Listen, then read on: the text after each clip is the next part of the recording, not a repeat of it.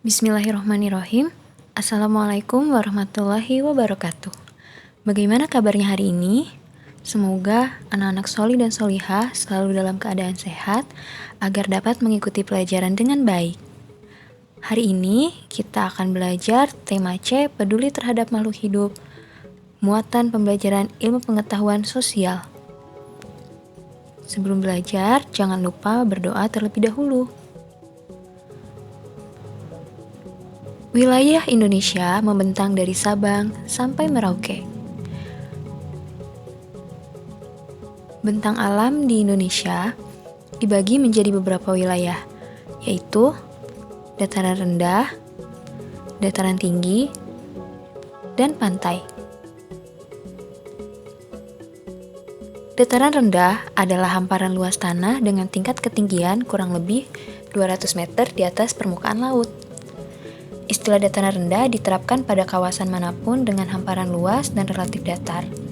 Dataran rendah dapat digunakan untuk perkebunan, seperti kelapa dan tebu, pertanian seperti padi dan jagung, peternakan seperti ayam dan sapi, juga bisa dijadikan perumahan, bahkan kegiatan industri. Berikutnya adalah dataran tinggi, disebut juga plateau atau plateau, yaitu dataran yang terletak pada ketinggian lebih dari 500 meter di atas permukaan laut, terbentuk dari hasil erosi dan sedimentasi. Pada dataran ini biasanya dimanfaatkan untuk perkebunan dan menanam tanaman sayur, sebagai rumah-rumah peristirahatan dan juga objek wisata.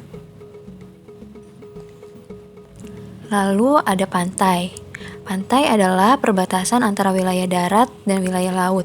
Garis pantai biasanya digunakan untuk menandai batas wilayah suatu negara.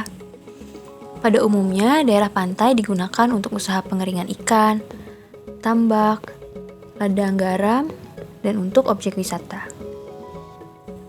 Anak-anak soli dan solihah bisa perhatikan penjelasan berikut ini. Perbedaan karakteristik bentang alam suatu wilayah. Di sini ada sebuah tabel, ada ciri-ciri, dataran rendah, dataran tinggi, dan pantai. Ciri-ciri dari dataran rendah, suhu udaranya relatif panas, sedangkan dataran tinggi lembab dan sejuk. Pada pantai, relatif panas. Dan jenis hewan yang hidup di daerah tersebut, yang pertama di dataran rendah ada ayam, sapi, kambing, ular.